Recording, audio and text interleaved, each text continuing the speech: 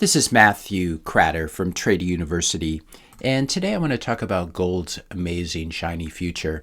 This is a comment I got from someone on YouTube, and they've since deleted their comment, unfortunately, but I was able to save a copy of it.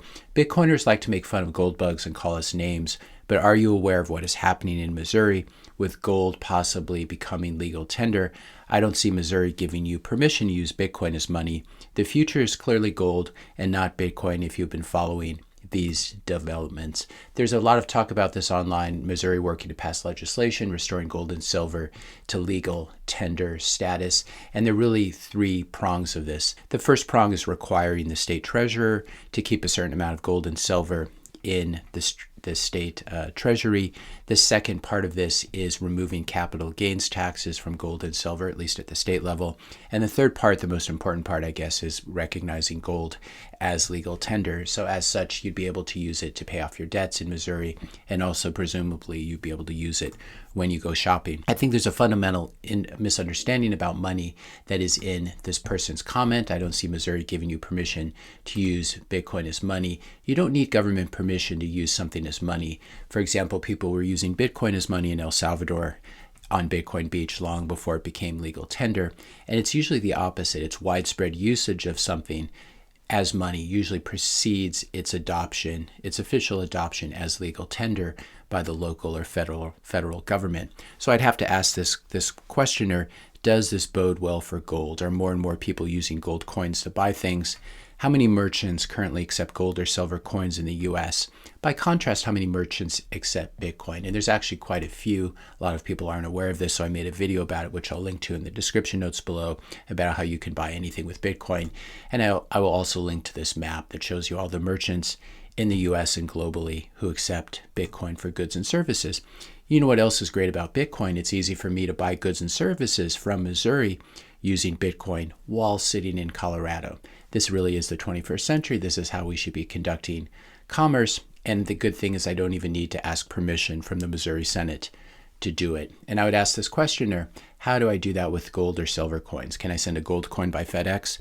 I think it's actually absurd, though, to even be pretending that gold can be good money for the digital age. And I think what the Missouri Senate is doing here is just LARPing. They're pretending that we're going to return to a glorious former age. And it really reminds me of something like the Renaissance fairs, which might be a fun thing to do on a weekend, to dress up and pretend that you've returned to a previous age. But when you're doing it as a political body and pretending that gold can become legal tender again, I think it really is just LARPing. If you're finding this video helpful so far, I'd ask you to hit that like and subscribe buttons. The reality that the questioner doesn't acknowledge really is that gold has a massive demographic problem. We can see this here. Gen Z has a problem with gold, in particular in places like India, where traditionally gold is really valued. And there are groups like the World Gold Council who are trying to, quote unquote, educate younger people and make them like shiny yellow rocks. And I think this really is an uphill battle. What's going to happen instead is millennials and Gen Z are going to dump any gold that they inherit from their Gen X or Boomer parents and buy crypto and NFTs instead. I think this is really already predestined. All of my kids think in terms of game tokens, not shiny yellow rocks, and they have zero interest in gold apart from perhaps jewelry. And so my goal, since this is inevitable that they're going to dump their gold and buy some form of crypto, my goal is to educate these younger generations to make sure that it's Bitcoin that they end up with, rather than some scammy, pre-mined, unregistered security that's masquerading as money like Cardano or Ethereum or XRP, which are really just unregistered securities, as everyone knows. At this point in the video, the question or the objection I always get is, wait, but don't central banks own a lot of gold? Yes, indeed they do, simply because this was the historical reserve asset. Does this mean that you should load up on gold too? Definitely not, because remember that central banks are playing a different game. They are investing trade surpluses. They're playing political games as well. And I would say that their huge investments in U.S. Treasuries have not exactly been home runs over the past 10 years from a return perspective. If you want to increase your wealth, if you want to preserve your wealth, central banks and central bankers are actually the last people you should be following. Central bankers are a relic of yesterday. Bitcoin is the digital money of tomorrow. Here's an idea. Again, this isn't investment advice, but let's say that your investment portfolio is 50% bonds, 40% stocks, 10% physical gold. If you have doubts about this, keep that 9% in gold, move just 1% to Bitcoin. Again, not financial advice or investment advice. This is just me riffing on this idea. Or keep 49% in bonds and move just 1% to Bitcoin, because if Bitcoin does end up 100xing or 200xing or more, as I expect, if it 100x's, your portfolio will be up 100%, even with that tiny allocation to Bitcoin. And your gold holdings, holding 9% gold instead of 10% gold is really not a big difference, or 49% bonds instead of 50% bonds.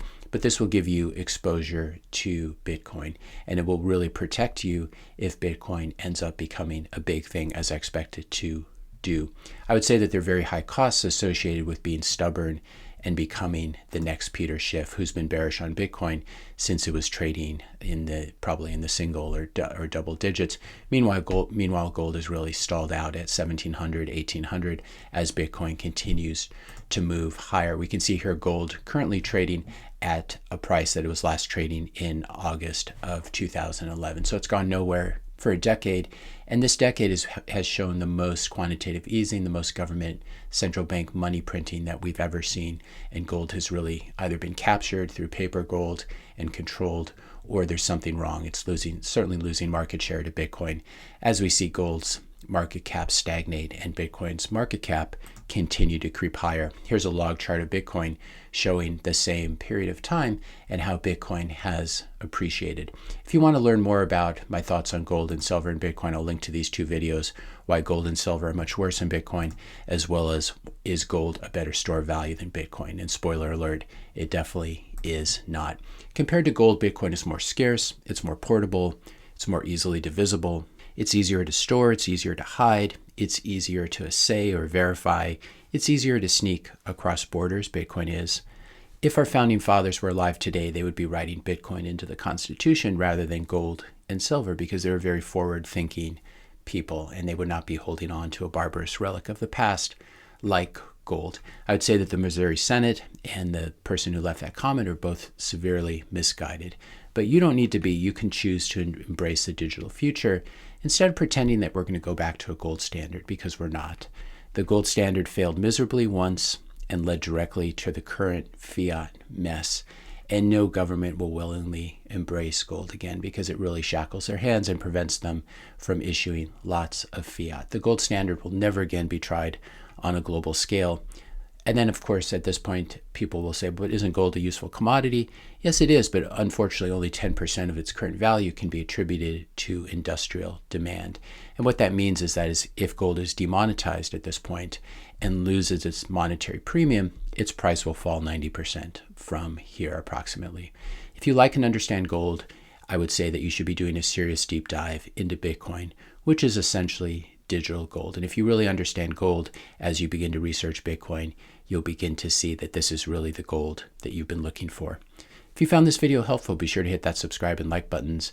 Hit the notification bell if you want to be notified when I publish my next video. And let me know your questions and comments in the comment section below. Thanks a lot for watching, and I'll see you in the next video.